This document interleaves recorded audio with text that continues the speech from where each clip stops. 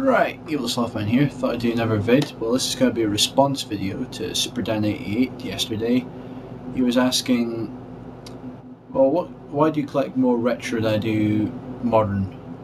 And I suppose part of it would be plainly nostalgia, in a sense. Some of the consoles, like the Mega Drive, which I had as a kid, N64, these are game consoles that I had when I was a lot younger and got many hours of fun out of them.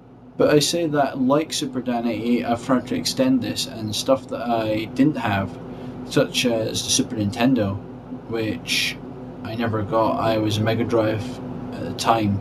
Mega Drive was much more popular anyway in the UK in general, and so it was just much. There was just a load of great games on the Mega Drive, and now looking back at it, there was a load of good games in the SNES that I missed out on. There's like some now that when I bought the SNES, I've picked up purely because I loved like maybe Game Boy versions, or I've played them at the mates' houses, stuff like Donkey Kong Country 2, Yoshi's Island, and stuff like that. But I want to extend it, and I want to push on and try new things and that, so it's not just merely nostalgia. So that was why I was like bought stuff like Super Celeste, because I was never a fan when I was younger, at least. Top-down or vertical shooters, I just did not pick them up. It was not something I thought I'd be any good at. I was useless at the arcades, and that was probably why I never actually went back and did them. What else? I did something else. That's why I also bought the Famicom. It's mainly because of the last few years I've becoming very interested in stuff from Japan, Japanese versions especially, like how the Famicom is now so radically different than the NES, and that always intrigued me. The fact that I never had a NES, because at the time I was into either my Game Boy or playing the Amiga 500, and I just never thought to get one at the time, while I was out in Germany at the time.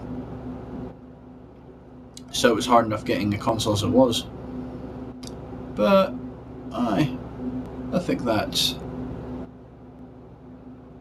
collecting it. It's just like with stuff now, I'd rather have. When I was younger, I didn't give two hoots about what the quality of the game or anything. It was just like, get a game. It was just like I got games on my cousin, like woohoo. Didn't matter if they were crap or anything. I just used to love to play games. I just have a bit of a quality sensor now. I can't really buy rubbish. Most of my games have to be fairly decent. So this is why I don't really want to collect complete collections. I just don't want to spend money on things that I would never get any enjoyment out of playing. But people that want to do it, it's like Ian Wilson 1978 and X-File 2708 and One Half of the Sketch, who all want to do full collections. Well, good on you, because that's just something I couldn't see myself doing, especially not with my money at the moment. Don't really have enough to warrant spending that much on games at the moment. I do set myself kind of like a budget a week, but I'll say with the modern games, I do still buy and play a bit of modern games. I was like playing Ghostbusters last night, and I was still having a lot of fun with that. The last few weeks I've been playing a lot of Battlefield 1943 on the 360,